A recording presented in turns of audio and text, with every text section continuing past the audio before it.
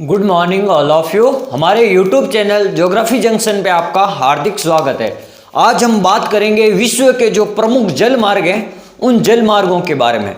उन जल मार्गों में अपन बात करेंगे कुछ सागरीय जल मार्ग हैं और कुछ अपन बात करेंगे दो चार जो स्थलीय जल मार्ग हैं उनके बारे में, और स्थलीय जल मार्गों का जो विशेष महत्व क्या है उन सब के बारे में अपन चर्चा करेंगे।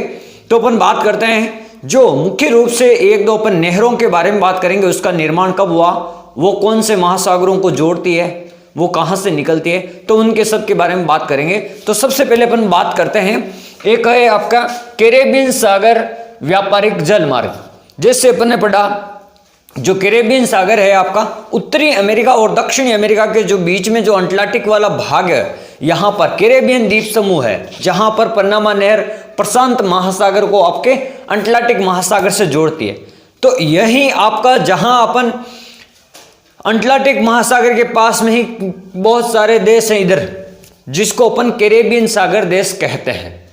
अब वहां पे एक जो जलमार्ग है, जैसे कैरेबियन सागर में स्थित पश्चिमी द्वीप समूह से, ये पश्चिमी द्वीप समूह से वेनेजुएला, गुयाना, सूरीनाम को उत्तरी अमेरिका के पूर्वी तटीय बंदरगाहों तथा यूरोप को खाद्य आपूर्ति। अब जो ये जैसे मैं छोटे से आपको बता देता हूं, ये आपका उत्तरी अमेरिका, ये आपका दक्षिणी अमेरिका, यहां पर है आपका कैरेबियन सागर, ये वाला आपका भाग है कैरेबियन सागर, ये अटलांटिक महासागर है। अगर इसको उत्तरी अमेरिका मान लिया जाए, इसको दक्षिणी अमेरिका मान लिया जाए, तो ये बीच वाला है। यहाँ पर छोटे छोटे बहुत सारे देश है। यहाँ से जो जलमार्ग निकलता है वो जलमार्ग, इनको अपन कहते हैं पश्चिमी द्वीप समूह। यहाँ पर अटलांटिक महासागर में द्वीप समूह है जिनको अपन कहते हैं पश्चिमी या पूर्वी जो द्वीप समूह है वहां पर। फिर अपन बात करेंगे ये जो क्या करेंगे कैरेबियन सागर, यहाँ पर देश है वेनेजुएला, सूरीनाम, गुयाना, जो दक्षिणी अमेरिका के उत्तरी भाग में है। वेनेजुएला है, आपको नाम सुना होगा, कोलंबिया है, जहां पर अमेजन नदी है नीचे नीचे। और वेनेजुएला की एक सबसे महत्वपूर्ण बात है, नाम आ गया, यानी जो वेनेजुएला देश है वहां पर एक मराकाइबो नाम की एक झील है जो पेट्रोलियम के लिए विश्व के लिए प्रसिद्ध है। यानी जो दक्षिणी अमेरिका में मुख्य रूप जो पेट्रोल का भंडार है, जो खनिजों का भंडार है, तो अपन कह सकते हैं मराकाइबो झील कहां पर है, वो आपके दक्षिणी अमेरिका के वेनेजुएला शहर में। ये आपको ध्यान रखना। तो ये जो है आपका जो कैरेबियन सागर देश, ये यहां पर है, ये कैरेबियन सागर देश। वेस्ट इंडीज है, क्यूबा है, हवाना है, यहाँ पर है, ग्वाटेमाला है, ये वाले देश यहाँ पर। फिर अपन बात करेंगे ये किसको, वेनेजुएला, सूरीनाम, गुयाना, इनको कहाँ से जोड़ती है, उत्तरी अमेरिका के पूर्वी तट, यहाँ से उत्तरी अमेरिका का पूर्वी तट तथा यूरोप के बंदरगाह। यहाँ पर आपका जो देश है ये है यूरोप। तो यहाँ पर ये जो पश्चिमी यूरोप है, इन देशों को देखिए, ये कैरेबियन सागर यहाँ दक्षिणी अमेरिका के उत्तरी सागर को जोड़ता है, उत्तरी भाग को। फिर पूर्वी दक्षिणी उत्तरी अमेरिका का जो पूर्वी भाग है वहां, और यूरोप का पश्चिमी भाग, इन तीनों को ये क्या करता है, जलमार्ग जोड़ता है। और यहाँ पर जितने भी जो बंदरगाह हैं, प्रमुख औद्योगिक जो क्षेत्र हैं, जो प्रमुख बड़े बड़े जो शहर हैं, जो उद्योगों के लिए प्रसिद्ध जाने जाते हैं, या प्राकृतिक संसाधनों के जो साधन हैं, उन सब के लिए ये जो जलमार्ग है इन तीनों क्षेत्रों की ओर फैला हुआ है। 3 महाद्वीपों को टच करता है, उत्तरी अमेरिका, दक्षिणी अमेरिका और पश्चिमी यूरोप सागर। तो ये आपको ध्यान रखना है।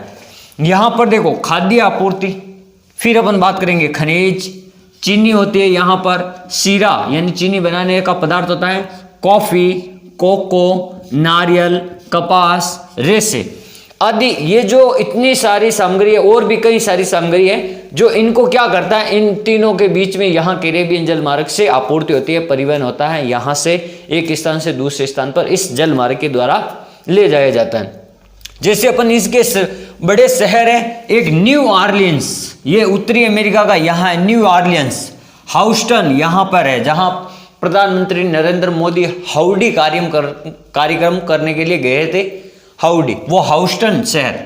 एक है आपका मोरिक विले, एक है न्यूयॉर्क जो यहाँ पर है सबसे बड़ा शहर, फिर है लंदन यहाँ यूरोप का, फिर है लिवहेर, हैम्बर्ग, ये सारे आपके यहाँ के, ये पश्चिम यूरोप के।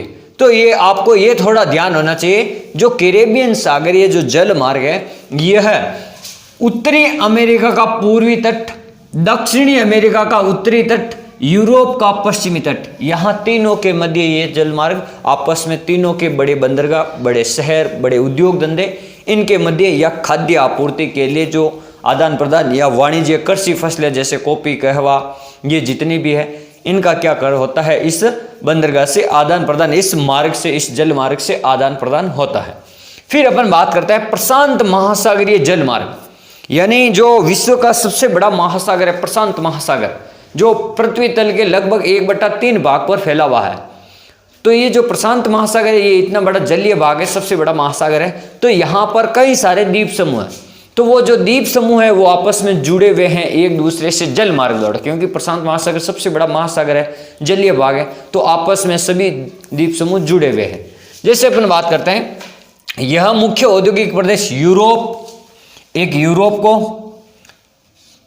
अमेरिका, अटलांटिक तटों पर, यानी यूरोप के प्रदेश को भी और अमेरिका के अटलांटिक तटों के प्रदेश को भी, सैन फ्रांसिस्को शहर को, सिएटल, पोर्टलैंड, जहां सबसे पहले सीमेंट का कारखाना या सीमेंट की खोज हुई थी, पोर्टलैंड या पोर्टलैंड प्रकार, वैंकूवर, प्रिंस रूबर्ट, टोक्यो जो विश्व का सबसे बड़ा महानगर है, मेगापोलिस शहर है टोक्यो, जापान की राजधानी, योकोहामा, कोबे, ओसाका, ये जापान के जो सूती वस्त्र जाने जाते हैं, जापान का जो मैनचेस्टर, कोबे, ओसाका वगैरह।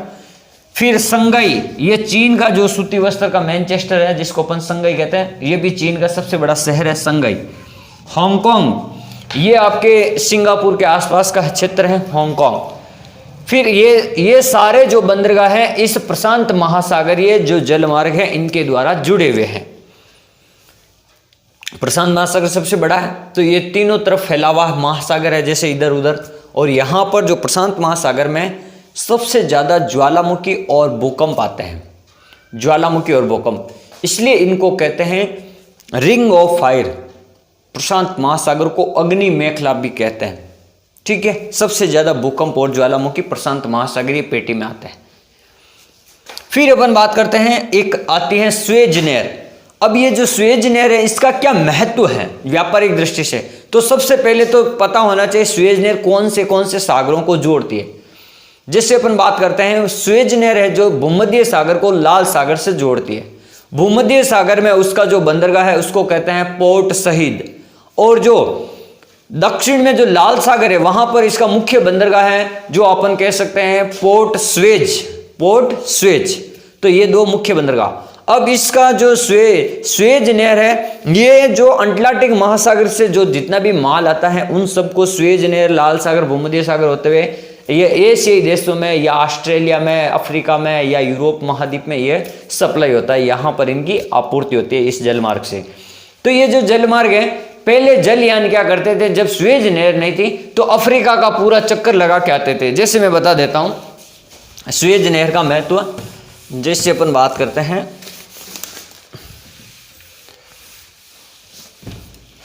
जैसे ये आपका उत्तरी अमेरिका, ये आपका दक्षिणी अमेरिका, ये आपका अफ्रीका और ये आपका यूरोपीय देश मान लेते हैं ये। अब क्या होता था, ये इधर अपन मान लेते हैं एशिया वगैरह, ये ऑस्ट्रेलिया। यहाँ से जब कहीं अपन, यहाँ पर स्वेज नहर कहाँ पर है, यहाँ पर है, ये भूमध्य सागर है, यहाँ पर स्वेज नहर ये वाली, यहाँ पर भूमध्य सागर, यहाँ पर लाल सागर, रेड सी। तो क्या होता था, जैसे यहाँ पर से कोई जहाज आता था तो पहले इस जहाज को इतना चक्कर लगा के आना पड़ता था, ये जो यहाँ से चक्कर लगा के आना पड़ता था अफ्रीका महाद्वीप को क्रॉस करते हुए, चक्कर लगाते हुए। लेकिन अब यहाँ से सीधा रास्ता हो गया ये वाला, ये तो ये सबसे महत्वपूर्ण मार्ग हो गया। तो इसलिए इसको कहते हैं, जो इस नहर का निर्माण 1900 अपन कह सकते हैं 1869 में हुआ था इस नहर का निर्माण, और यह 162 किलोमीटर लंबी है। यहां से यहां तक ये कितनी 162 किलोमीटर लंबी है, जो भूमध्य सागर और लाल सागर को जोड़ती है। इसका राष्ट्रीयकरण 1956 में हुआ था, ये मिस्र सरकार के अंडर में थी और इसका राष्ट्रीयकरण 1956 में हुआ था। मिस्र शहर में इसको काट के बनाए गए हैं ये। अब अपन बात करते हैं, एक तो ये हो गई आपकी स्वेज नहर, जहां इसका सबसे ज्यादा महत्व इधर से हो गया, जब ये रास्ता इधर हो गया, ये शॉर्टकट हो गया ये लॉन्ग कट का। यहाँ अफ्रीका महाद्वीप को क्रॉस करके आना पड़ता था, जहाज़ों को लगभग 6-7 हज़ार किलोमीटर दूरी तय करनी पड़ती थी, लेकिन अब यहाँ सीधे आते हैं जहाज।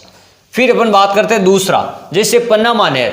अब जो पनामा नहर है ये आपको पता होनी चाहिए, पनामा नहर यहाँ पर है, यहाँ पर उत्तरी अमेरिका और दक्षिणी अमेरिका के बीच में ये पनामा नहर यहाँ पर ये। अब ये जो पनामा नहर का जो क्षेत्र है इसकी क्या इंपॉर्टेंट है, ये भी जो प्रशांत महासागर और अटलांटिक महासागर को जोड़ता है। सबसे बड़ी बात, यहां से इधर माल आता है। फिर सबसे बड़ी बात है, ये जो नहर है ये एक पर्वतीय क्षेत्र में बनी हुई नहर है, जहां पर नीचे उच्चावच है, उबड़ खाबड़ क्षेत्र है पानी के अंदर। तो जो जहाज आते हैं वो नीचे से टच हो जाते हैं कभी कभी जमीन से, यानी जो उच्चावच निकले हुए हैं, पर्वत निकले हुए हैं, जो समुद्री पर्वत होते हैं या पहाड़ियां, वो उनसे जहाज को टच हो जाता है। तो इसके लिए इन्होंने क्या किया, यहां पर पनामा नहर में लॉक सिस्टम लगा दिया गया। यहां पर कई सारे लॉक बना दिए, यहां पर इस जहां पर पर्वतीय क्षेत्र था।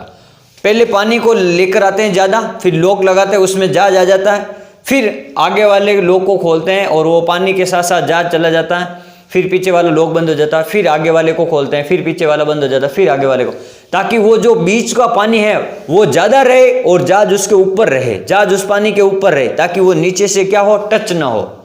इसलिए इनको क्या कहते हैं, लॉक सिस्टम प्रणाली वाली जो नहर है वो विश्व स्तर पर सबसे महत्वपूर्ण है, पनामा नहर।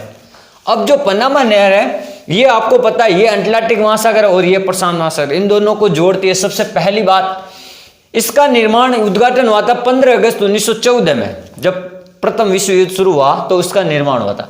यहाँ ये एक पर्वतीय नहर है, यहाँ पर क्या है, जो भूमि है अंदर की, जो पानी के अंदर पर्वतीय पहाड़ी भूमि है, इसलिए यहाँ पर कई लॉक बनाने पड़े।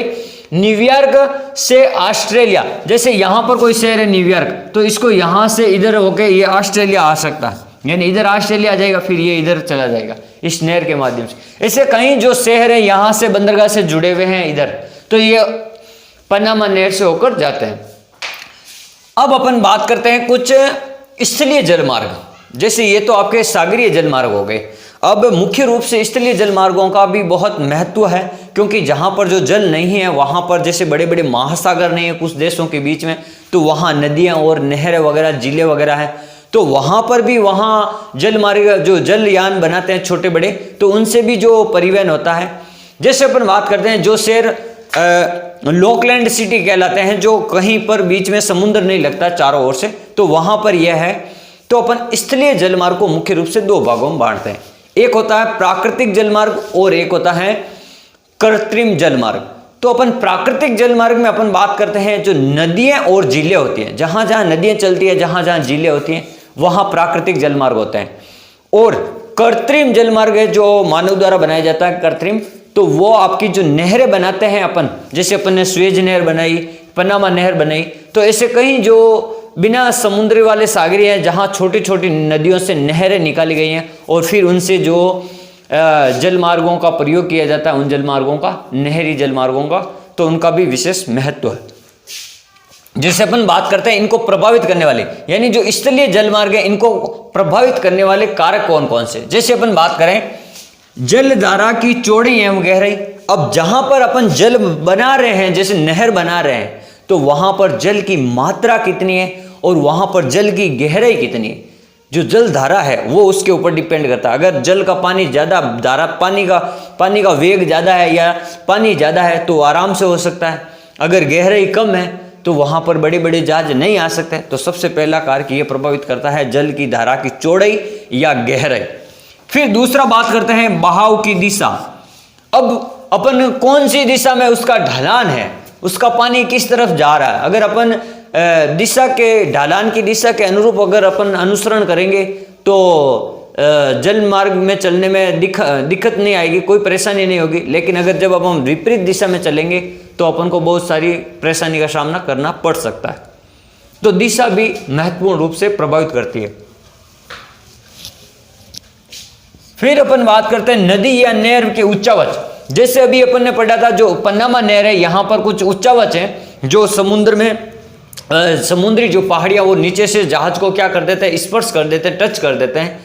तो इस प्रकार से जहाज को बड़ा खतरा हो सकता है।